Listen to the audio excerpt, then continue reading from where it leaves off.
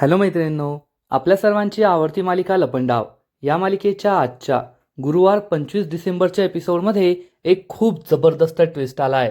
आपण सर्वांनी पाहिलं की चाळीतील मुलांना विषबाधा झाली होती. त्यांचा जीव तर वाचलाय, परंतु हे सगळं सरकारने केलं होतं. पण सरकारने मीनाक्षीला शिक्षा दिली आणि मीनाक्षीला सांगितलं की आत्ताच्या आत्ता सखी सदन चाळीत जायचं आणि तेथे जाऊन सगळ्यांना असं सांगायचं की ही विषबाधा तू केली होतीस, हा सगळा तुझा प्लॅन होता. आणि मीनाक्षीने असंच केलं. ती सखी सदन चाळीत गेली आणि चाळीतील सगळ्या लोकांसमोर तिने मान्य केलं की काल तुमच्या चाळीत मुलांना जी विषबाधा झाली होती त्याच्या मागे मी होते, हा सगळा माझा प्लॅन होता. आणि हे ऐकून सखीला आणि चाळीतील सगळ्यांना मोठा धक्का बसला. सखी तर मीनाक्षीवर खूप चिडली, पण चाळीतील बायकांनी तर मीनाक्षीची खूप वाईट अवस्था केली. मीनाक्षीला मारहाण केली आणि तिचं तोंडच काळं केलंय आणि मीनाक्षीला आता त्या पोलिसांच्या हवाली सुद्धा करणार आहे. मग मीनाक्षीने असं का केलं? तिने सरकारने जे काही केलंय ते सगळं पाप स्वतःच्या डोक्यावर का घेतलं हे जाणून घेण्यासाठी हा व्हिडिओ शेवटपर्यंत नक्की पहा. मैत्रिणींनो, एपिसोडच्या सुरुवातीलाच सरकार ही तिच्या रूममध्ये मस्त ज्यूस पीत बसलेली असते, तर गौतम हा दरवाजातून हे सगळं लपून पाहत असतो. आणि सरकार ही ज्यूस पिल्यानंतर आंघोळीसाठी तयार होते. ती कपाटातून गाऊन घेते आणि आंघोळीसाठी बाथरूममध्ये निघून जाते. गौतम हे पाहतो की सरकार बाथरूममध्ये गेलीये आणि तो सरकारच्या रूममध्ये येतो आणि सरकार विरुद्ध काही पुरावा सापडतोय का हे शोधू लागतो. सर्वात आधी तो ड्रेसिंग टेबल जवळचा एक कपाट उघडतो, एक ड्रॉवर उघडतो, पण त्याला त्यात काहीच सापडत नाही. मग तो दुसरं ड्रॉवर उघडतो, पण त्यातही त्याला काहीच सापडत नाही. मला काहीच का सापडत नाहीये हा प्रश्न गौतमला पडतो. तेवढ्यात त्याला तेथे सरकार नावाचं एक पर्स दिसते आणि त्याच्यावर सरकारचा गॉगल ठेवलेला असतो. हा गॉगल पाहून तो खूप चिडतो आणि हा गॉगल हातात घेऊन गॉगल तोडण्याचा प्रयत्न करू लागतो की मला त्या सरकारविरुद्ध कोणताच पुरावा का सापडत नाहीये. परंतु हा गॉगल तोडत असताना त्याला चक्क या गॉगलमधून तिच्या सरकारच्या ड्रेसिंग टेबलवर जो एक आरसा असतो त्या आरशावर एक बटन दिसतं. तो हे बटन पाहतो, मग गॉगल खाली करतो, पण त्याला साध्या डोळ्यांनी हे बटनच दिसत नाही. गॉगलने हे बटन दिसतं. तेव्हा त्याला समजतं की हे सिक्रेट बटन आहे आणि फक्त गॉगल लावला तरच हे बटन दिसतं. त्यामुळे त्याला मोठा धक्काच बसतो. जर एखादं सिक्रेट बटन असेल याचा अर्थ यामागे एखादं खूप मोठं सिक्रेट आहे आणि सरकारचा एखादा खजिना, तिचं एखादं सेपरेट लपून ठेवलेलं कपाट यामागे असू शकतं हे त्याला समजतं. तो पुन्हा पुन्हा हेच पाहत असतो. गॉगल लावला की हे बटन आरशावर दिसतं आणि गॉगल खाली केला की हे बटन दिसत नाही. म्हणजे एखाद्या जादूसारखंच हे असतं. आणि मग गौतम गॉगल लावून हे बटन उघडतो आणि हे बटन उघडतात सरकार ज्या खुर्चीवर बसलेली असते ती खुर्ची उघडते आणि या खुर्चीमध्ये सरकारचे अनेक सिक्रेट वस्तू ठेवलेल्या असतात. त्यामुळे गौतमला जबर धक्काच बसतो. गौतम हे सगळं पाहतो तर यामध्ये चक्क एक रिव्हॉल्वर ठेवलेली असते, एक चाकू ठेवलेला असतो, काही कागदपत्र ठेवलेली असतात, फोल्डर ठेवलेले असतात आणि काही फोटो सुद्धा ठेवलेले असतात. गौतम हे सगळं पाहू लागतो. सगळ्यात आधी तो ही रिव्हॉल्वर पाहतो, सरकारकडे बंदूक आहे. हे पाहून गौतम खूप घाबरतो. त्यानंतर यामध्ये एक चाकू सुद्धा असतो, काही फोल्डर असतात आणि गौतम एक एक करून हे सगळं चेक करत असतो. तो एक डायरी उघडतो, पण त्याच वेळेस त्याला बाथरूमचा आवाज येतो, दरवाजाचा आवाज येतो की सरकार बाथरूमचा दरवाजा उघडून बाहेर येते. त्यावेळेस गौतम घाबरून हे फोल्डर ठेवून देतो, पण यातून काही फोटो खाली पडतात. गौतम धावत पळत दरवाजाच्या बाहेर जाऊन लपतो. सरकार ही गाऊन घालून आलेली असते आणि कपाटातून तिची साडी काढत असते. तेवढ्यात गौतमला दिसतं की फोटो तर खालीच पडलेत आणि जर सरकारला हे दिसलं तर माझं सत्य तिच्यासमोर येईल. त्यामुळे गौतम हा दबक्या पावलांनी सरकारच्या मागे येतो. सरकार ही साडी शोधत असते. गौतम तिच्या मागे असतो, पण सरकारला काहीच कळत नाही. गौतम हे फोटो उचलतो आणि पळत पळत पुन्हा रूम बाहेर जातो आणि जोरात दरवाजा लावतो. पण सरकारला मात्र हे कळतं की दरवाजा जोरात लागलाय, याचा अर्थ कुणीतरी आपल्या रूममध्ये होतं आणि कुणीतरी आत्ताच पळून गेलंय हे सरकारला समजतं आणि तिला मोठा धक्काच बसतो. गौतम धावत पळत त्याच्या रूममध्ये येतो आणि रूममध्ये आल्यानंतर तो हा फोटो पाहू लागतो, पण हा फोटो फाडून फेकलेला असतो. तो जोडण्याचा प्रयत्न करतो तर त्यामध्ये एक जुना मोठं घर असतं, पण सरकारविरुद्ध मला काहीच पुरावा हाती लागत नाहीये. मी आता इतकी वेळ वाट नाही पाहू शकत. सरकारविरुद्ध लवकरात लवकर माझ्या हाती काहीतरी यायला हवं असा विचार करून गौतम या फोटोचे तुकडे करतो आणि हे सगळे तुकडे पुन्हा एकदा डस्टबिनमध्ये फेकतो आणि विचार करतो की सरकारचा खरा चेहरा कसा समोर आणू, सरकारविरुद्ध मला पुरावे कसे सापडणार. तर इकडे सखी सदन चाळीमध्ये कान्हा आपल्या रूम बाहेर येतो. तर ज्या मुलीला रात्री विषबाधा झाली होती, उलटी झाली होती, ती मुलगी तिच्या आईच्या मांडीवर झोपलेली असते. तिची आई तिला विचारते, बाळा तू उठून बस, मी तुला काही खायला आणते. आणि आई तेथून निघून जाते. कान्हा पुढे येतो आणि या मुलीला हाय करतो. सखी हसते आणि सांगते, ओमेटिंग म्हणतात. तर ही मुलगी, या लहान मुलीची आई तेथे येते आणि सखीचा हात जोरात ओढते आणि तिला या मुलीपासून दूर करते. हे पाहून सगळ्यांनाच मोठा धक्का बसतो. या लहान मुलीची आई सखीवर खूप चिडलेली असते आणि तिला म्हणते, तुझी हिंमत कशी झाली माझ्या मुलीच्या जवळ येण्याची? काल तुझ्यामुळेच माझी मुलगी मरता मरता वाचलीये, तिच्या जीवावर बेतलंय. माझ्या मुलीपासून दूर राहायचं. आणि तिच्या उर्मिला, गौतम हे सुद्धा खूप खुश असतात की मीनाक्षी किती छान गाणं गातीये. आणि त्याच वेळेस सरकार तेथे येते. सरकारला पाहून मीनाक्षी गप्प बसते. सगळे उठून उभे राहतात. तेव्हा सरकार ही मीनाक्षीला विचारते, कोणतं गाणं गात होतीस? पण मीनाक्षी एक शब्दही बोलत नाही. सरकार परशुरामला म्हणते, तुझी बायको खरंच खूप छान गाणं गात होती बरं का. तिला विचार कोणतं गाणं गात होती. परशुराम हा मीनाक्षीला म्हणतो, सांग कोणतं गाणं. मीनाक्षीला जाब विचारते, मी तुला काल एक काम सांगितलं होतं, ते काम तू का केलं नाही. मीनाक्षी आणि परशुरामला आठवतं की काल सरकारने मीनाक्षीला सखी सदन चाळीत जाऊन सखीची कागदपत्रांवर सही आणायला सांगितली होती. पण मीनाक्षी ही सखी सदन चाळीत गेलीच नव्हती. मीनाक्षी म्हणते, सरकार काल चाळीमध्ये मुलांना विषबाधा झाली ना, म्हणून मी तेथे गेले नाही. सरकार चिडून म्हणते, उगाचच कारणं देऊ नको, विषबाधा तर रात्री झाली, मग तू काल दिवसभरात का नाही गेली. मीनाक्षी घाबरून म्हणते, सरकार मी विसरले. सरकारला खूप राग येतो. ती मीनाक्षी आणि परशुरामला डोळे दाखवते आणि म्हणते, तुम्हाला दोघांना असं वाटतंय की तुम्ही दोघे खूप शहाणे झाले आहात ना. माझं काही नाही ऐकलं तरी काही फरक पडणार नाही. माझी भीती ही दिवसेंदिवस कमी होत चालली आहे. मी सरकार आहे आणि मी काय करू शकते हे तुम्ही दोघे सुद्धा विसरलात ना. मीनाक्षी आणि परशुराम चांगलेच घाबरतात. आता आपलं काही खरं नाही हे त्यांना समजतं. तेव्हा सरकार या दोघांना म्हणते, आज तुम्हाला कळेल की मी सरकार आहे आणि मी काय करू शकते आणि तुम्ही दोघांनी किती मोठी चूक केली आहे. तर दुसरीकडे सखी सदन चाळीमध्ये सानप काकाची बायको समोर येते आणि सखीला म्हणते, सखी काल या चाळीत जे काही घडलं ना, ते सगळं तुझ्यामुळे घडलं. आम्ही आमच्या मुलांना गोळा खायला नकार दिला होता, पैसे देत नव्हतो, पण तू त्यांना पैसे दिले आणि त्यांना गोळा खाऊ घातला. मी तर म्हणते हे सगळं तू जाणून बुजून केलंय. हे ऐकून सखीच्या पायाखालची जमीनच सरकते. कान्हाला सुद्धा मोठा धक्का बसतो. ही सानप काकू सखीवर आरोप लावते की तू सुद्धा तुझ्या आईसारखीच आहे, तुझ्या आईसारखीच कपटी कारस्थानी. तुझ्या आईला तुला त्या घरामध्ये राहू द्यायचं नव्हतं. तुला सुद्धा तुझ्या मनासारखं राहता येत नव्हतं, म्हणून तू या चाळीत राहायला आली आणि तुझ्या मनासारखंच केलं. आमच्या मुलांचा जीव घेण्याचा प्रयत्न केला. हे सगळं तू केलंय, जाणून बुजून केलंय. तुला माहीत होतं त्या गोळ्यामध्ये विष होतं, तरीसुद्धा तू आमच्या मुलांना तो गोळा खाऊ घातला. सखीला खूप वाईट वाटतं. सखी त्यांना समजवण्याचा प्रयत्न करते, पण एक एक करून सगळ्या मुलांच्या आया तेथे येतात आणि सखीवर आरोप लावू लागतात की तुझ्यामुळे आमच्या मुलांच्या जीवावर बेतलं, तुझ्यामुळे आमची मुलं मरता मरता वाचली. तू आता आमच्या या चाळीत राहायचं नाही, आमच्या मुलांशी बोलायचं नाही.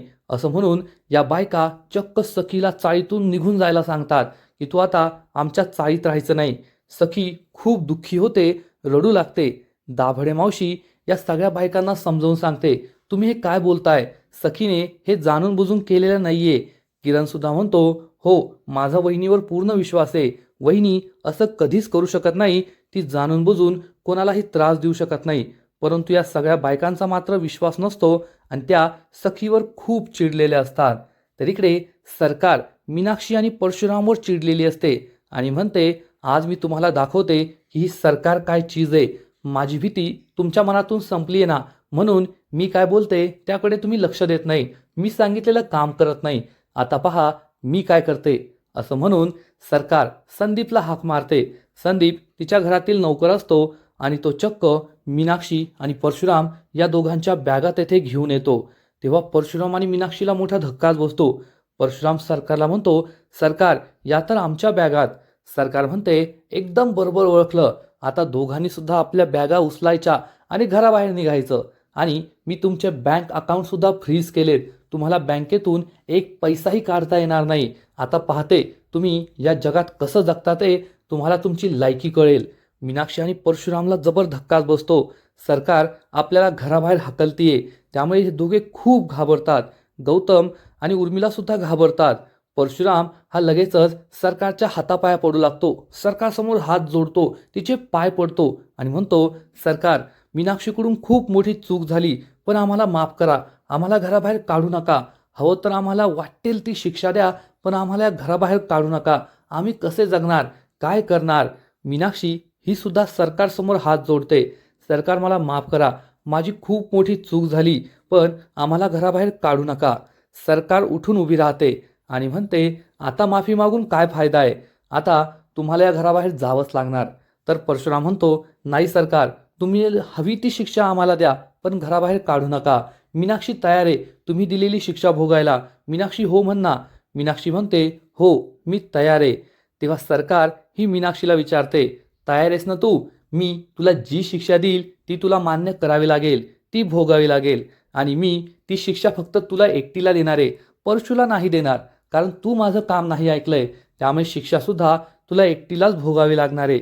मीनाक्षी खूप घाबरते, मान खाली घालते. आता सरकार आपल्याला काय शिक्षा देईल याचीच भीती तिला वाटत असते. तर इकडे जान्हवी ही चाळीतील बायकांना समजावून सांगते, आजपर्यंत सखीने आपल्या चाळीतील लोकांसाठी किती काय काय केलंय. ती असं का करेल? लहान मुलांचा जीव घेण्याचा प्रयत्न का करेल? तुम्ही असं का बोलताय? आणि दाभाडे मावशी ही सुद्धा चाळीतील बायकांना समजावून सांगते की सखी ही माझ्या मुलीसारखी आहे, मी तिची गॅरंटी घेते नाहीये. आणि हा सगळा एक अपघात होता. जे घडायचं होतं ते घडून गेलं. उगच तुम्ही सखीला दोष देताय. परंतु चाळीतील बायका कोणाचंच ऐकून घेत नाही आणि म्हणतात, नाही या सखीवर आता आमचा विश्वास उरलेला नाहीये. जर या सखीमध्ये थोडीही लाज शिल्लक असेल ना, तर तिने आत्ताच्या आत्ता ही चाळ सोडून जावं. आम्ही तिला या चाळीत राहू देणार नाही. आणि सगळ्या बायका सखीवर तोंडसूक घेत असतात, सखी जबाबदार धरत असतात. सखी खूप दुःखी होते आणि रडू लागते. कान्हाला सुद्धा वाईट वाटतं. कान्हा चिडून म्हणतो, बस झालं, खूप ऐकून घेतलं मी आतापर्यंत. तुम्ही सखीवर काय आरोप लावताय? सखी असं करू शकत नाही आणि मी त्यांचा नवरा म्हणून त्यांची बाजू घेत नाहीये. तर सखी ही किती चांगली मुलगी आहे, माणूस म्हणून किती चांगली आहे हे आपल्या सर्वांना माहिती आहे. त्यामुळे सखीवर असे चुकीचे आरोप लावू नका. त्यांची बाजू तर ऐकून घ्या. त्यांना काय बोलायचंय? सगळे फक्त त्यांच्यावर घाणेरडे आरोप लावताय की त्यांनी लहान मुलांचा जीव घेण्याचा प्रयत्न केला. त्या असं का करतील? सखी ही सगळ्या बायकांना समजवण्याचा प्रयत्न करते. हो मी असं केलेलं नाहीये. मला कुठे माहीत होतं की तो बर्फाचा गोळा विषारी असेल. मी तर फक्त मुलांची इच्छा पूर्ण केली. काल आमच्या क्लासचा पहिला दिवस होता म्हणून मी त्यांना छोटीशी पार्टी दिली. आणि मला जर असं माहीत असतं की तो बर्फाचा गोळा विषारी आहे तर मी असं काही केलंच नसतं. मला माफ करा. हवं तर मी तुमची माफी मागते. तू तेथे येते आणि म्हणते, थांब सखी, तुला कोणाचीही पाय धरायची गरज नाहीये, माफी मागायची गरज नाहीये. आणि हे ऐकून सगळ्यांना मोठा धक्काच बसतो. कान्हा, सखी, दाभाडे मावशी, जान्हवी, चाळीतील सगळ्या बायका मीनाक्षीकडे पाहू लागतात. मीनाक्षी पुढे येते आणि म्हणते, सखी तुला कोणाचीच माफी मागायची गरज नाहीये, कारण तू खरी आहे. काल चाळीतील मुलांना जी विषबाधा झाली ती तुझ्यामुळे नाही झालीये, तर ती माझ्यामुळे झालीये. मी सगळ्या मुलांना विष असलेला गोळा खायला दिला होता. हे ऐकून सगळ्यांना जबर धक्काच बसतो की चक्क मीनाक्षीने हे सगळं केलंय. आणि मीनाक्षीला आठवतं की जेव्हा सरकार तिला शिक्षा द्यायला तिला तिच्या रूममध्ये घेऊन गेली होती, तेव्हा सरकार ही मीनाक्षीला म्हणते, चल आता माझे पाय दाबून दे. आणि ती पाय पुढे करते. मीनाक्षी तिचे पाय दाबू लागते. सरकार तिला म्हणते, आता एक काम करायचं, आत्ताच्या आत्ता सखी सदन चाळीत जायचं आणि तेथे सगळ्यांसमोर कबूल करायचं की काल मुलांना जी विषबाधा झाली होती ना ती तुझ्यामुळे. मीनाक्षीला जबर धक्काच बसतो. परशुराम सुद्धा खूप घाबरतो. मीनाक्षी ढसाढसा रडू लागते आणि म्हणते, सरकार प्लीज असं करू नका. तुम्हाला माहिती आहे ना मला मूलबाळ नाहीये, त्यामुळे लहान मुलांवर माझं किती प्रेम आहे. आणि त्याच लहान मुलांचा जीव घेण्याचा मी प्रयत्न केला, असा घाणेरडा आरोप मला स्वतःवर घ्यायला लावू नका. मला या पापात भागीदार करू नका, मला माफ करा. आणि सरकारचं काम न ऐकण्याची शिक्षा काय असते? तुला एक साधं काम सांगितलं होतं, पण तेवढंही काम तुला जमलं नाही ना. आता तुला ही शिक्षा तर मिळालीच पाहिजे. त्यामुळे गपचूप तेथे जायचं आणि सगळ्यांसमोर कबुली द्यायची की काल तूच मुलांना तो बर्फाचा गोळा द्यायला सांगितला होता. हा सगळा तुझा प्लॅन होता. चाळीतील लोक तुला विचारतील की तू असं का केलं, तर त्यांना सांगायचं की मला स्वतःचं मूलबाळ नाही ना, त्यामुळे दुसऱ्यांची लहान मुलंबाळं मला सहन होत नाही, म्हणूनच मी हे सगळं केलं. मीनाक्षीला जबर धक्काच बसतो. ती खूप दुःखी होते. ती पुन्हा एकदा रडू लागते, सरकारच्या गयावया करू लागते. पण सरकार मात्र तिचं काहीच ऐकून घेत नाही. ती परशुरामला विचारते, काय मग परशु, मी तुझ्या बायकोला दिलेली शिक्षा योग्य आहे ना? परशुरामची काहीच बोलण्याची हिंमत नसते आणि तो फक्त मान डोलावतो. तर मीनाक्षी ही पुन्हा एकदा सरकारच्या गयावया करू लागते. सरकार प्लीज मला ही शिक्षा देऊ नका. मला आमच्यावर खूप चिडतात. तिच्याकडे रागारागाने पाहू लागतात. सखीचा तर विश्वासच बसत नाही की आपली लाडकी मीनाक्षी काकू इतक्या खालच्या पातळीपर्यंत जाऊ शकते, हे सगळं करू शकते. पण कान्हाला मात्र माहीत असतं. हाच प्रश्न कान्हाला पडतो. मैत्रिणींनो, आजचा एपिसोड खरंच खूप जबरदस्त होता. खरंच मीनाक्षी आणि परशुराम हे सरकारच्या विरोधात जाऊन एकानंतर एक प्लॅन बनवत होते. पण सरकारने आज मीनाक्षीला चांगलंच वठणीवर आणलंय, एवढं मात्र नक्की. मग आजचा एपिसोड तर भारी होता, परंतु लपंडाव मालिकेचा पुढील एपिसोड खूप जबरदस्त असणार आहे. कारण पुढील एपिसोडमध्ये आपण पाहू की सखी मीनाक्षीवर खूप चिडणार आणि ती मीनाक्षीला म्हणेल की काकू, मला तर तुला काकू म्हणण्याची सुद्धा लाज वाटतेय. तू इतक्या लहान मुलांच्या जीवावर इतका मोठा खेळ केलास, त्यांचा जीव घेण्याचा प्रयत्न केला, तुला लाज कशी नाही वाटत? तुझ्यासारखी बाई ही आई म्हणण्याच्या लायकीची नाहीये. खरंच मला तुझी लाज वाटते. आणि हे सगळं ऐकून मीनाक्षी खूप दुःखी होईल, रडू लागेल. आणि चाळीतील बायका तर चक्क मीनाक्षीला पकडतील, तिला मारहाण करतील आणि म्हणतील आता तरीला पोलिसांच्या हवालीच केलं पाहिजे. पण कान्हाच्या आधीच गौतम हा सरकारचा खरा सगळ्यांसमोर आणण्यासाठी प्रयत्न करतोय.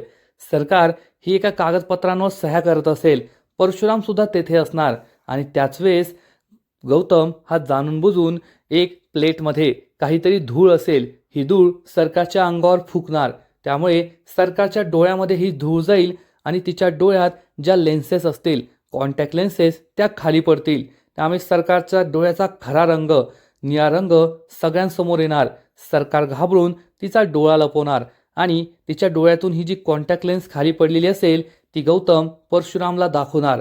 म्हणजेच सरकारचा खरा चेहरा, की सरकारचे डोळे निळे आहेत, परंतु ती जाणून बुजून आपले डोळे ब्राऊन रंगाचे करते आणि डोळ्यांचा खरा रंग लपवते, हे सगळ्यांसमोर आणणार. मग आता हळूहळू सरकारचं सत्य समोर येईल का? गौतम ती मनस्विनी आहे हे जाणू शकेल का? हे पाहणं खूपच इंटरेस्टिंग असणार आहे. तर मैत्रिणींनो, तुम्हाला सुद्धा लपंडाव ही मालिका आवडते ना? नक्कीच कमेंट करून सांगा. आणि या मालिकेचे असेच नवीन नवीन अपडेट्स सर्वात आधी जाणून घेण्यासाठी व्हिडिओला लाईक करा, शेअर करा, चॅनलला सबस्क्राईब करून बेल आयकॉनवर क्लिक करा. म्हणजे लपंडाव मालिकेचे नवीन नवीन एपिसोड तुम्हाला सर्वात आधी पाहायला मिळतील. खूप खूप खूप धन्यवाद.